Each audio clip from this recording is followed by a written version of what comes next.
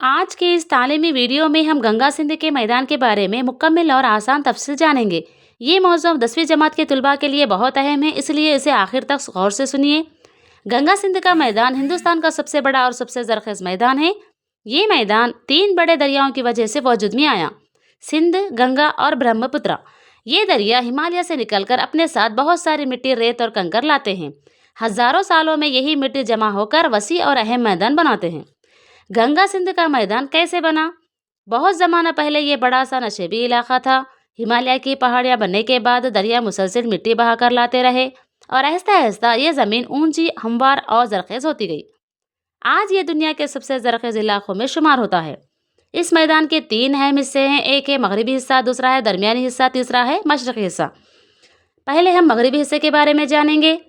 पहला सिंध का मैदान है। इसे सिंध दरिया और इसके माउन दरिया जैसे जहलम, चुनाब, रवि, ब्यास और सतलज बनाते हैं। इस मैदान का बड़ा हिस्सा पाकिस्तान में है, लेकिन भारत में पंजाब और हरियाणा के कुछ इलाके इसी मैदान में शामिल हैं। ये इलाका बहुत जरखेज है और यहाँ गंदम, कपास और गन्ना बड़ी मिकदार में उगाया जाता है। दूसरा है दरमियानी हिस्सा, गंगा का मैदान। दूसरा हिस्सा गंगा का मैदान है, जो सबसे बड़ा मैदान है। ये यूपी, बिहार, हरियाणा के कुछ हिस्सों, झारखंड और मगरबी बंगाल तक फैला हुआ है। इस हिस्से में गंगा, जमुना, सोन और कोसी जैसे अहम दरिया बहते हैं। ये मैदान हिंदुस्तान की सबसे ज़्यादा ज़राई पैदावार देता है, इसलिए यहाँ की आबादी भी बहुत ज़्यादा है। तीसरा है मशरक़ी हिस्सा, ब्रह्मपुत्र का मैदान। तीसरा हिस्सा ब्रह्मपुत्र का मैदान है, जो ज़्यादातर आसाम में वाक़ है। इसे ब्रह्मपुत्र दरिया ने बनाया है।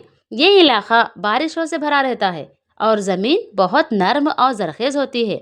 भाबर और तराई। भाबर हिमालय के दामन में एक पट्टी है, जिसे भाबर कहते हैं। यहाँ दरिया अपने साथ लाई हुई कंकर और पत्थर फैला देते हैं। इन इलाकों में पानी जल्द ज़मीन में जज्ब हो जाता है। तराई। भाबर के बिल्कुल नीचे तराई का इलाका आता है। यहाँ पानी ज़मीन में जज्ब नहीं होता, इसलिए ये दलदली इलाका बन जाता है।